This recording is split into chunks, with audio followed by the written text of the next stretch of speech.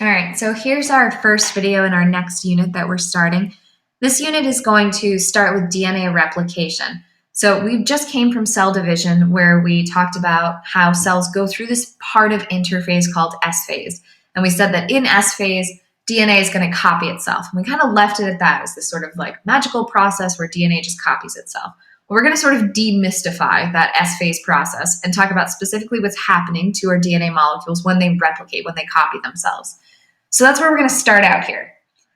Then what we're going to do is talk about why DNA is going to copy itself. And we're going to talk about what DNA does, so what it actually is the code for, and talk about how it's going to be used in a process known as protein synthesis, which is the making of proteins. But before we can get into any of that good stuff, we want to make sure that we really shore up, and we're going to go back to sort of something we talked about briefly at the beginning of the year, which is our DNA structure. We'll do a little more of an in-depth overview of that right here. So in general, our essential questions is we want to talk about how DNA's code is expressed. So the first thing we have to do when we talk about the genetic code is we have to look at how that code is actually stored. So we have to look at this DNA molecule, talk about all of its different parts so we can understand where this coding is coming in, what's actually does it mean. And then the next thing we're going to look at is how can a change in DNA's code affect living things.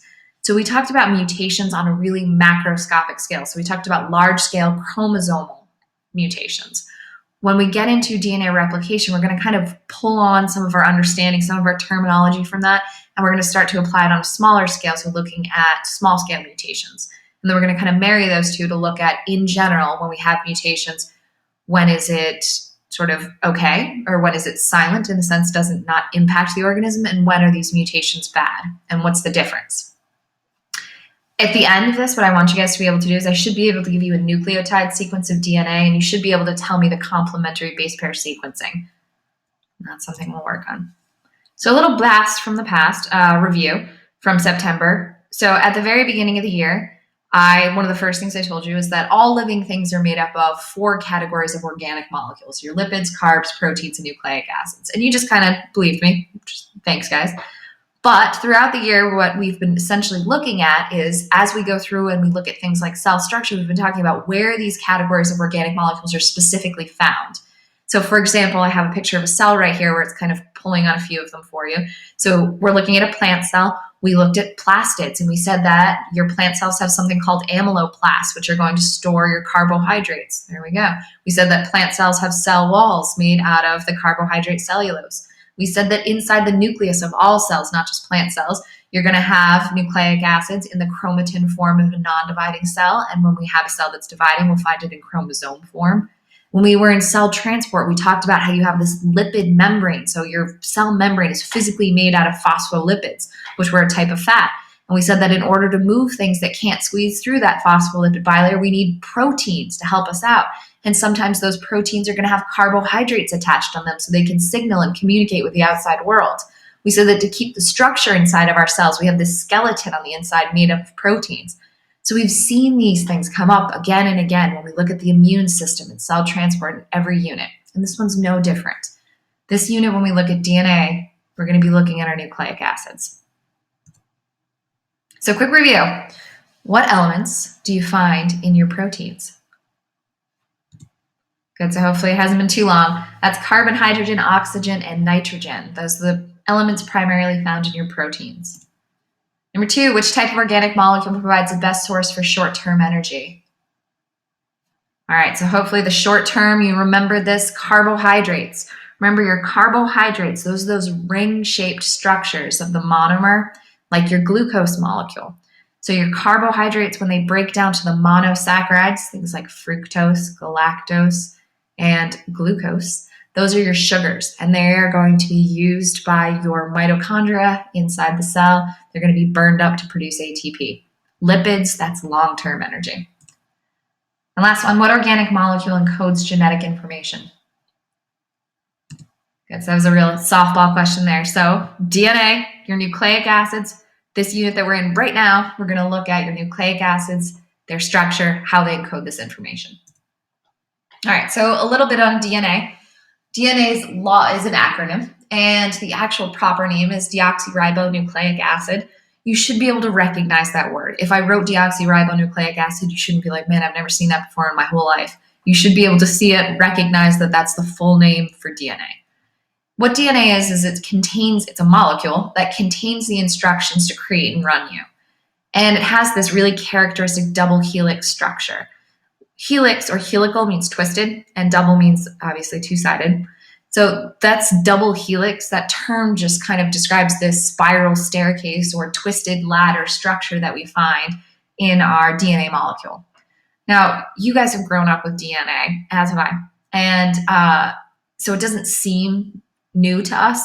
However, the structure of DNA wasn't even discovered until 1953. We didn't sequence the human genome until 2003. This is not really old information that we're working with here. DNA is a relatively new discovery, and it's something we're still learning about constantly. So really big idea of where we're ultimately going with this. I told you that we're going to go from DNA. We'll talk about DNA replication, how it copies itself, and then we're going to segue into protein synthesis. Since we know DNA is the code for making proteins, we're going to talk about how it copies itself, how it's read, and how it ultimately becomes a protein. That whole process right there that we're about to go through is referred to as the central dogma. Dogma means like a base ideology or something that would be like a foundational principle that you base all your understanding on. So in biology, our understanding of how DNA works, how it is the code to make living things, is this sort of short formula right here, that DNA is a molecule that stores info. In it, it has encoded info in it. That is then read by RNA molecules, and then RNA molecules can then take that code out, and that code can be read again to turn into a protein. And we're going to talk about all of the steps of this process right here and what goes on. But we'll start with DNA. So the first thing we're going to do is look at how DNA is organized. So we understand when we look at a cell and we talk about the different levels of how DNA is organized. And we'll go largest to smallest. So our largest scale of DNA organization that we looked at is the genome. The genome refers to all of the genetic material of an organism, every single thing. So right here we have a karyotype, nice, beautiful, colorful one. And it's important to realize that when we look at a karyotype, you are looking at some regions of these chromosomes that contain coded information for how to make a protein. And that's the stuff that's important to keeping you alive. However, the vast majority of the genome contains what's known as junk DNA. And the reason it's called junk DNA is because it doesn't code for anything. It's sort of an evolutionary leftover. So it's important for you guys to realize that the genome includes all of the coding and non-coding regions of DNA. The human genome, as I mentioned earlier, was sequenced or finished being sequencing in 2003, which is pretty recently. And although we sequenced the genome, it's almost like interpreting it's a bad analogy, but it's one I've heard before. It's the idea that like if a Martian or foreign, what's what I'm thinking of? Like almost like an alien civilization had given us a book for us to interpret, but we don't really speak the language, so we can't understand the content. That's sort of the analogy that's used with the human genome. Yes, we understand all the letters. We can see the A's, T's, G's, and C's, but we don't really know how to read that code yet. We don't really understand what we're looking at. And that's what science is really working with, and a lot of geneticists are focused on right now, is understanding what's being said in the genome when we sequence it.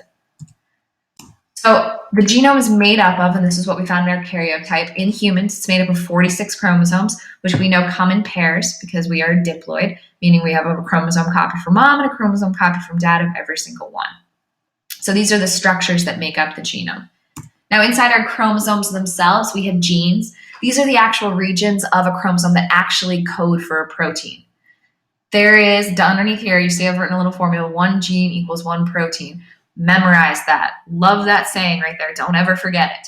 1 gene equals 1 protein, which means if we have a gene for hair color, that gene literally has one single recipe to make one single hair color protein. That's it. This is why you need so many genes, and why when we talk about dominant and recessive, we're essentially talking about what recipe, what gene is going to get read to make a protein. So not all DNA actually codes for proteins. I was talking earlier about junk DNA. That is the sort of colloquial term for DNA that doesn't code for proteins. All right, we'll pick this up in video 2.